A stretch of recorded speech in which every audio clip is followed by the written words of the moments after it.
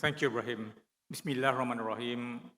Mr. Jimmy Dimon, the Chairman and CEO of JP Morgan Chase and Company, distinguished speakers and panelists, members of the media, ladies and gentlemen, Assalamu alaikum warahmatullahi wabarakatuh, and a very good morning.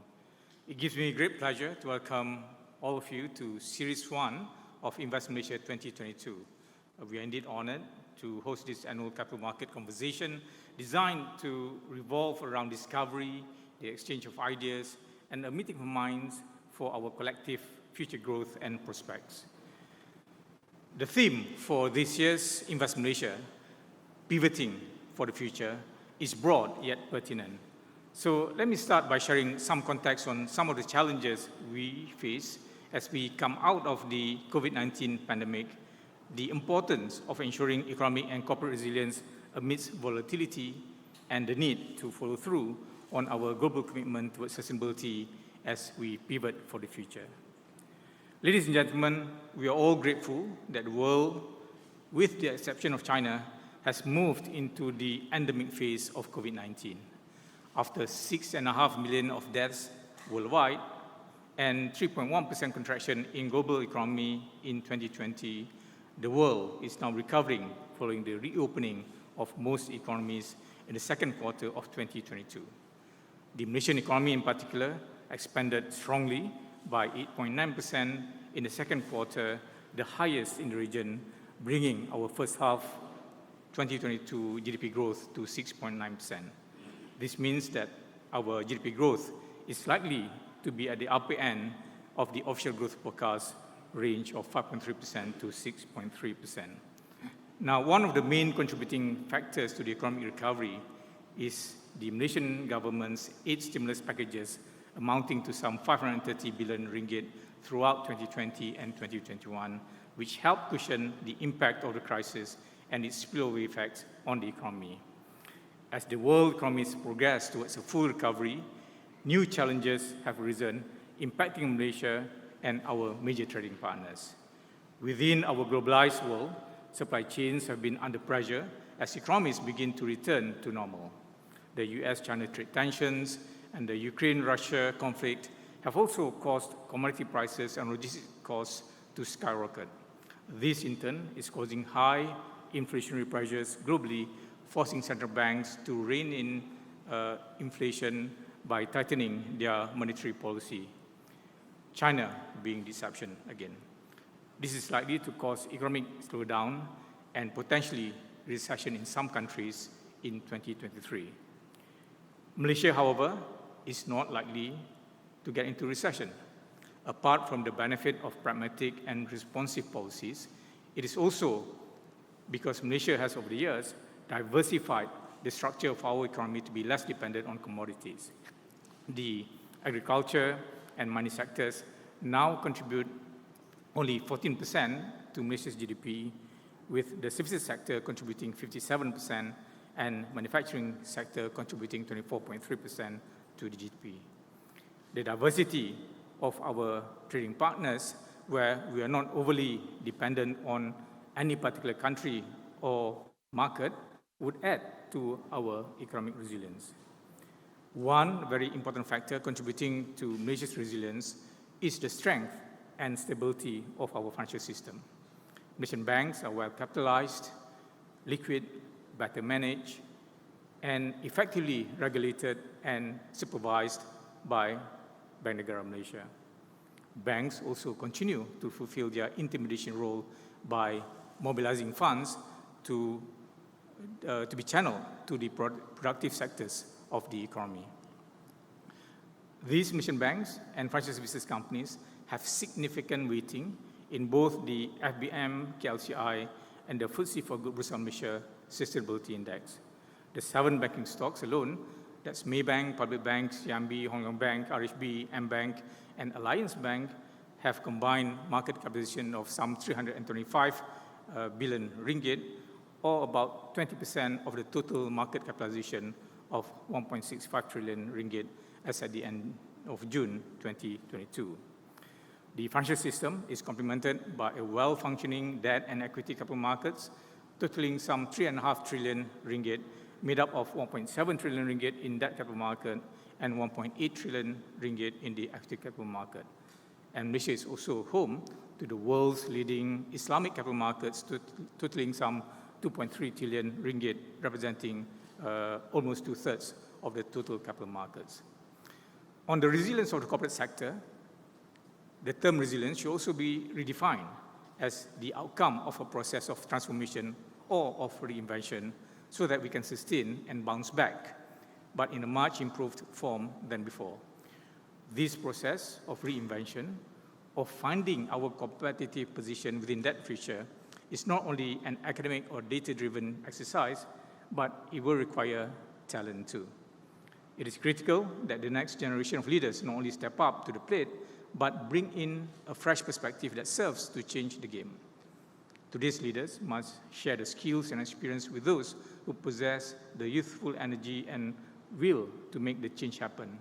And in this respect, we will get the opportunity to listen to the panel of under 40 next generation corporate leaders to be moderated by Tam Yong of JP Morgan later at about 10:15 a.m. Ladies and gentlemen, the GLC transformation program, 2004 to 2015, saw the then group of 20 companies' net profit grew by 10.2% per annum from 9.9 billion ringgit to 26.2 billion ringgit, while their combined market capitalization grew 2.9 times from 134 billion ringgit to 386 billion ringgit over the years 2004 to 2015. Over the same period, total shareholder returns improved to 11.1% per annum. Now, inspired by this and following a corporate reform workshop hosted by Bursa Malaysia 2 years ago, the Finance Minister launched the PLC transformation program in March 2022 with guidebooks focusing on 5 pillars for the PLCs: to be purpose and performance-driven, to grow as sustainable, socially responsible, and ethical organizations, to have stronger stakeholder management and investor relations, to be digitally enabled, and to contribute towards the overall nation building. The guidebooks provide the public sector companies with best practices, benchmarks, and case studies to help spearhead their transformation journeys, regardless of size and stage of growth or maturity. The first 3 digital guidebooks have already been issued, with the last 2 to be issued in the coming 4th quarter of 2022. Ultimately, the outcome we seek is not just a benefit solely for corporate Malaysia, but also to boost market confidence and global investor appeal in our economy for the long term. Ladies and gentlemen, while we deal with these new threats to growth, the ever-present threat to the environment has not dissipated. The commitments made at COP26 Climate Change Summit in Glasgow last year and the associated pressures of achieving the goals and the commitments of doing so remain as pressing and valid as ever.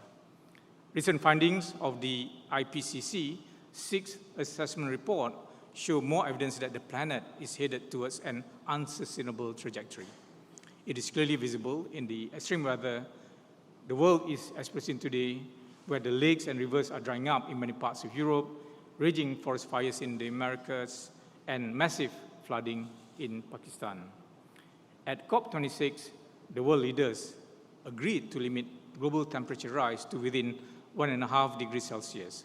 Among the key measures agreed to is the need to accelerate efforts towards the phase down of unabated coal power, the phase out of inefficient fossil fuel subsidies, and for developed countries to double their collective share of adaptation finance within the $100 billion annual target that they committed between 2021 and 2025. And closer to home, during the tabling of the 12th Malaysia Plan in Parliament by the Prime Minister in September last year, the Prime Minister also announced Malaysia's commitment to be a net greenhouse gas emissions nation by or as early as 2050. This shift includes continued investment in public transportation, various incentives to promote electric vehicles, and commitment to phase out coal. And this commitment is further reinforced by Malaysia's renewable energy roadmap 2022-2035 developed by the Ministry of Energy and Natural Resources. But these transformations cannot happen without significant investment, which, according to the study undertaken by BCG and WWF Malaysia, would require some 350 billion ringgit to 450 billion ringgit in cumulative investments, mostly in the energy sector, and representing just under 1% of GDP per annum until 2050. And from this perspective, the financial and capital markets surely have got an important role to play. Ladies and gentlemen, Bursa Malaysia continues to play a key role in driving good ESG practices and disclosures across all our listed companies. As far back as 2014, the FTSE4Good Bursa Malaysia Index has recognized PLCs that have improved their ESG practices and disclosures. The number of constituents in the index has since grown from 24 to 87 at the last review in June 2022. We have also introduced the FTSE4Good Bursa Malaysia Sharia Index, which comprises 65 Sharia-compliant constituents from the FTSE4Good Bursa Malaysia Index. Following the sustainability reporting framework back in 2015, Malaysian public sector companies are now disclosing sustainability statements and reports annually, detailing governance structures put in place and the approach in managing material sustainability matters, covering an extensive range of ESG areas. The updated Malaysian Code on Corporate Governance 2021, issued by the SC, further provides best practices and guidance to strengthen board oversight, as well as the integration of sustainability considerations in the strategies and operations of companies. The case for Malaysian companies to embed ESG factors in their business strategy and operations, to me, is clear. The global supply chain is now more discerning and will demand sustainable products and reject sources that are unable to comply.